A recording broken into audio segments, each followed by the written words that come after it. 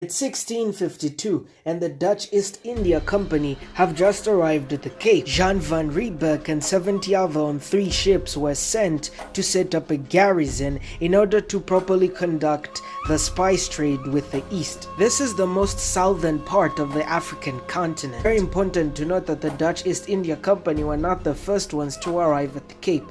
In fact, in 1457, Bartholomew Diaz, and in 1492, Vasco da Gama visited the Cape 200 years earlier. The presence of the Dutch East India Company at the Cape forever would change the history of the people who lived in the country we now today call South Africa. Jan van Riebeeck's first goal was to erect a garrison for 70 men, a sick bay, and treat the natives with kindness, and that is exactly what he did immediately after arriving at the Cape. Therefore, he and his men pretend they did. The native people who lived in this land were called the Khoi and the San people. At the immediate meeting of the two peoples, the relationship was very good.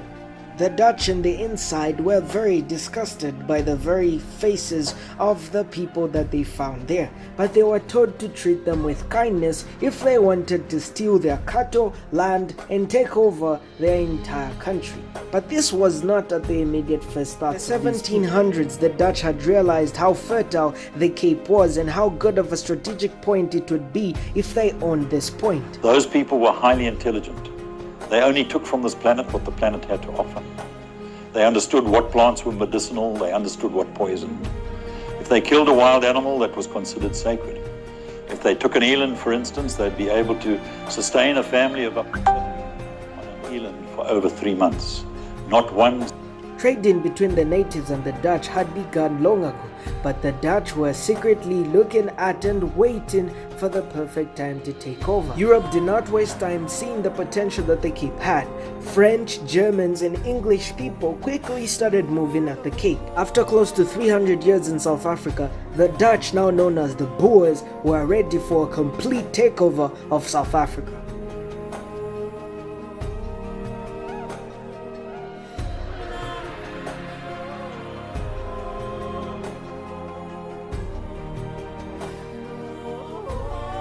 Apartheid, which directly translates to mean apartness, was introduced in the country of South Africa in 1948. Apartheid was the most brutal racial discrimination and segregation policy ever introduced in any country on the planet. The policy had one goal: exterminate every last remaining black person living in the country of South Africa. And the police force, completely made of white people, had killing of black people as definitely being an option. Every day, hundreds of people were mass slaughtered, all in the name of apartheid. The men that you're seeing on your screen are the ones who brought out the law, mass slaughtering savages, and they were very proud of it. Whenever high-ranking officials in South Africa were asked about apartheid around the time, they just said that the law was fair. Segregating and completely separating black and white persons was just a thing of South Africa. And South Africa was getting rich because of its diamonds and gold deposits. In 1913, the new Fiscal Division Act was passed. These were the very roots of apartheid, allowing for the complete separation of white persons from black persons.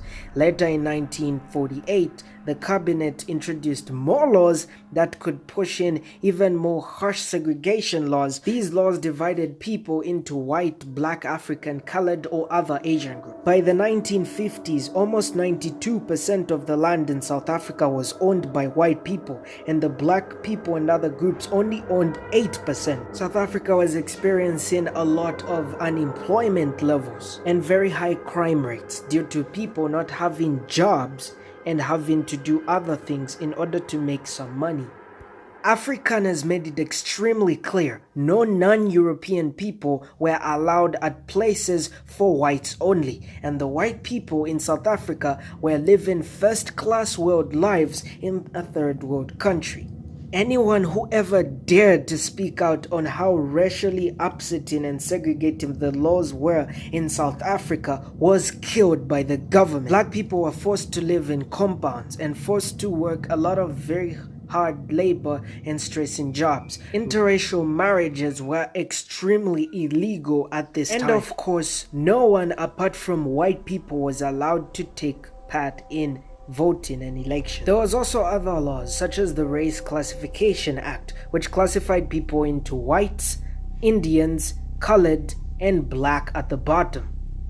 To make it worse, even in these classifications there were subgroups such as ethnic and tribal group division. There were also other tests that were being conducted on people that were called "Are you European enough?" The test was the pencil test. A pencil would be gotten and placed into someone's head. If it falls through, then you pass and you're white enough.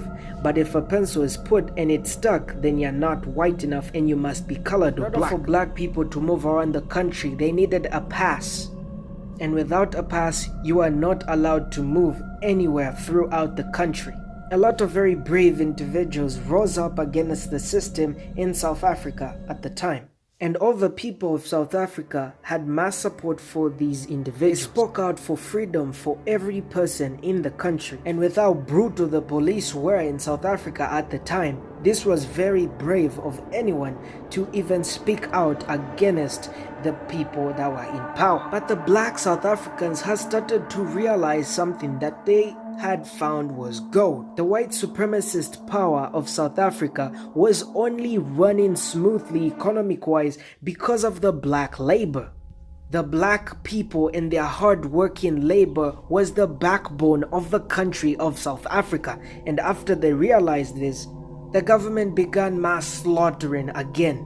A good example being Sharpeville. Over 65 people were killed in the incident, making it one of the most deadly mass slaughtering events by the white government in South Africa.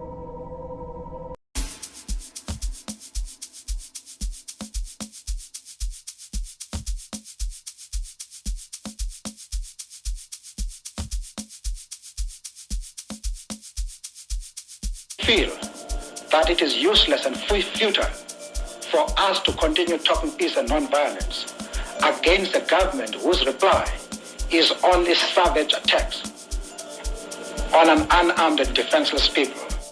By 1964, most resistant leaders, including Mandela, were sentenced to life imprisonment following the infamous Rivonia trials, which drew international attention. Eventually, a tide of global pressures put the government in a difficult position. Because of everything that was happening and the attention that everything was getting, the government started facing sanctions by many countries all around the world because of all the savage attacks. By the early 1990s, the white supremacist government just had to call it quits, and negotiations started being made, which led to Nelson Mandela becoming the first black president of the country of South Africa. South Africa was the first African country to gain independence from the British back in 1910, but in 1994, the black South Africans got the independence from the Boers who were running their country for a very long time. Now, for the first time ever, black people were in charge of their own country in South Africa. About now, I should have learned a thing or two. The Boers were definitely not happy losing power to the blacks. Luckily for them, more than 100 years ago, they started putting in a plan that will allow them to forever have power over South Africa. The African National Congress with Nelson Mandela later went on to gain the economic power in form of politics in South Africa, and ending the brutal history that they had in the past. The Boers lost, but they had joined forces to create the United Democratic Front, which pushed to end apartheid, while the government, often violently, pushed back. Hundreds were forced to flee when the police retaliated with tear gas. Throughout the decade, protests in South Africa and around the world chipped away at the government. South Africa needs Nelson Mandela. The world needs Nelson Mandela.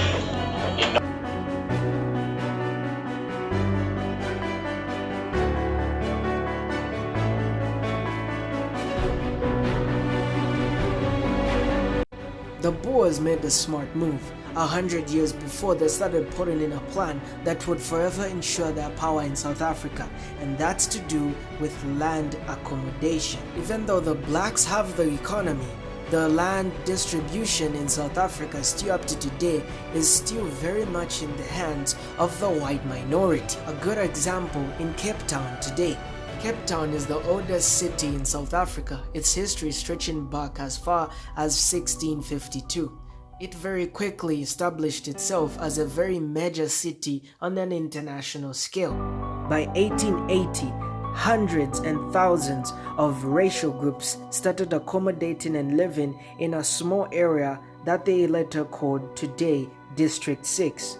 This small little area could be described as one of the most racially diverse places in the entire world. People from all around the world called this place home.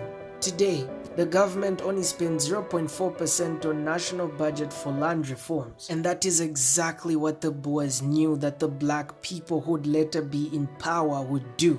This has led to mass segregation, such as in Cape Town, the areas of Strand and Nanzamo, which are divided by a small stretch of land. One side, Strand, is a very suburban area, and the other side, Nanzamo, is a compound. These two areas, separated by a tiny strip of land, could not be any more different. Piped water differences are extremely huge. Internet access, and one side contains 92% black population, and the other side contains 83% white. But it's not just Nanzamo and Strand which suffer this fate. The whole city of Cape Town is actually arranged the same way, with racial division. Other cities, including Johannesburg, is also arranged in the same way. Pretoria and even Durban are all arranged in the same racial division accommodation. And these racial differences due to land distribution further affect and lead to bigger issues, such as job centers, which are located in areas populated by white minorities, with the black minorities having to travel as far as 3 hours to get to their jobs. Even though the native people today run the country of South Africa, the country is still being ruled by the white minority due to how much land they own in the country of South Africa. And because of poor land distribution laws, they will still forever be in control of the country of South Africa. This is Apartheid 2.0.